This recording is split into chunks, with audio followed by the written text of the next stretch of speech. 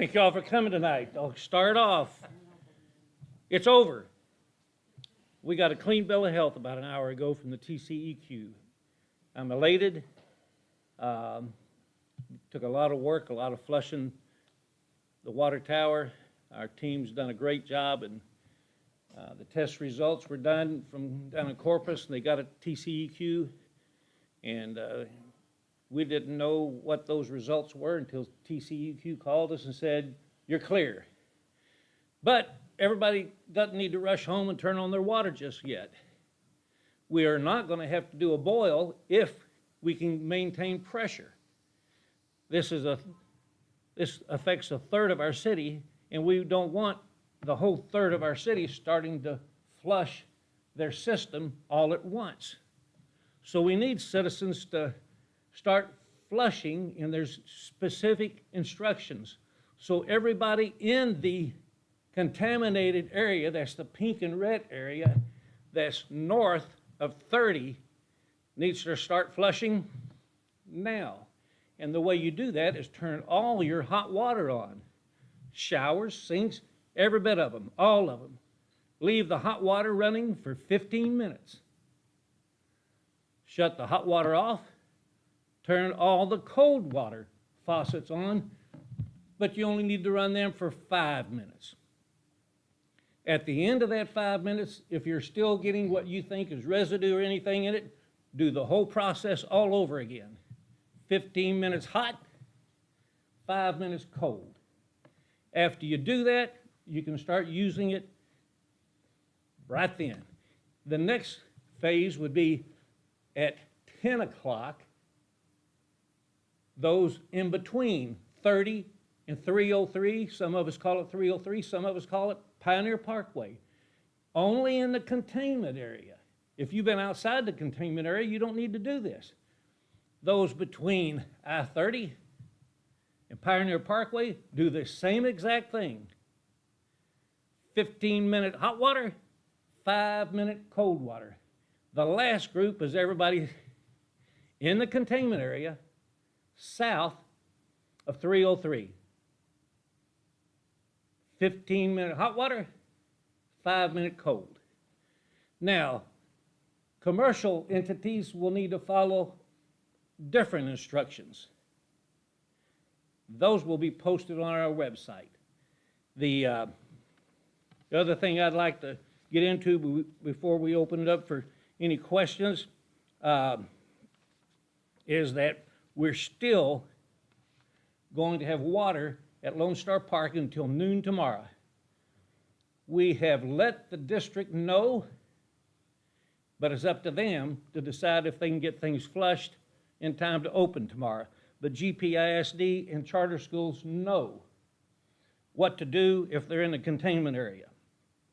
The goodness, if you're out at Lone Star Park, cities, businesses from all over have donated so much water. We've got plenty of water, bottled water.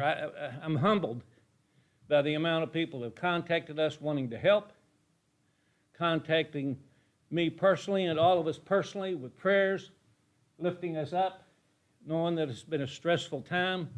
We know there's been people, individuals, that I've had many conversations with, some sweet people at home that are raising their kids that aren't used to a routine, and it's extremely tough on them. And I'm going to give Trina a personal call when we're finished here. I want to tell her personally that things are back to normal. But we want to thank everybody, our team members. Goodness, the staff, they've been doing, we had a war room upstairs. My hat goes off to them. Thank you, Bill, Chase, Chief, all of you, Cindy. Y'all have been nonstop. That's really it. And we need to get this word out. Y'all need to get the word out. I hope some of you are live streaming it now, but I sure hope you put it on 10 o'clock tonight. We need to let everybody know we're free and clear, but they need to follow those flushing rules. We do not, again, TCEQ says we do not need to boil unless our water pressure dips down to a certain point. We do not think we'll get to that point. Our tanks are full.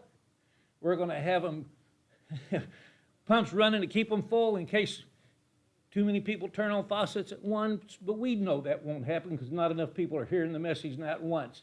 We are pretty certain it'll spread out, but that's the method. 15-minute hot, 5-minute cold. Anybody have any questions?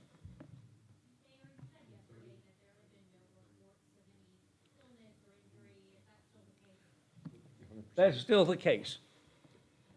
We're blessed. We're very blessed. I want to commend our fire chief, and this is one of the most environmentally friendly, biodegradable, maybe the most. It is the most. The most environmentally friendly foam you can use. And when I say foam, it's not like foam that you're going to put on your face and shave. It's a chemical they put in the water to give it a wetting agent so it helps spread it. And it's just to help, it's a wetting agent. So it's not like you're going to go and say, oh my gosh, that whole room's full of foam. But it's an agent that many fire departments use. And it's very safe. But if you read the MSDS sheet, it says it's environmentally friendly and safe, but then it also says it can cause stomach aches, burning in the eyes, things like that. So that's why we, out of an abundance of caution, went ahead and did what we did, because we didn't want people bathing in it, getting their eyes burned, things like that.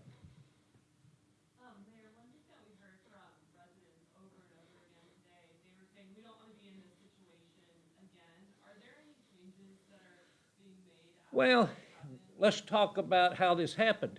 It was something that is put in the system to prevent it that had a malfunction. I wish I could say that could never happen again. I don't think I could say that. But the warehouse had the check valve. It did. It failed. It failed. We dug up the check valve to be sure. It failed. And I don't want to tell the chief, you can never use this again. They have to make those decisions, boots on the ground out there, what's best for that fire, for the citizens, their own firefighters, what to use. So we may learn going from this, we'll need to sit down and discuss it. But for us to ever say this can never happen again, or we'll do things that make it, the only way I can say that is we're never going to use the foam again. Well, I don't want to box us in that box. Does that make sense? Yes?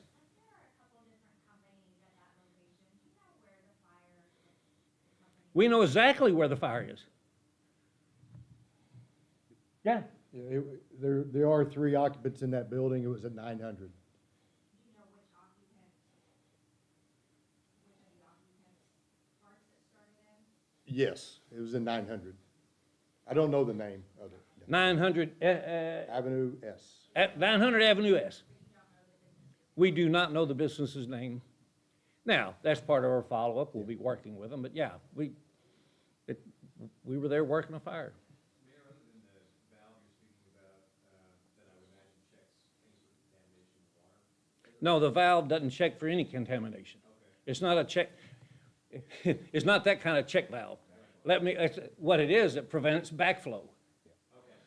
That's what it did. If the check valve had to work properly, the pressure that we were putting on the fire would not have gone back upstream into our system, right? Yes. On top of that, are there any other safeguards that can be put in place in the future that you guys? If the check valve had worked, it would have stopped it. When you put a sprinkler system in your house now, it's called a backflow valve. What about like water testing? Yeah, are you all gonna up those or make those happen more frequently? We water test all the time. We don't do it 24/7, but we tested the water immediately after we got reports that this foaming was coming up. Our own hazmat team did. But Cindy and our crew have we have a great water testing, robust water testing. Someone else that has not asked the question yet? What? I kinda wanna just ask you, this is a domino flushing, just in terms of the. Yeah. Can you go through that one more time? Yes. North of 30, 30 to 303, south of 303. At what times? Now, 10 and 11. Now, everybody north of 30. 10, everybody in the middle. 11, everybody south of 303. I appreciate y'all. Thank y'all. Thank you. It's been a stressful time again. I want to thank our staff. I want to thank y'all because y'all were a big part of the team to help us get the word out. Thank you for your coverage. Y'all were very diligent. But good night. We're all going to sleep better tonight. Thank y'all for coming.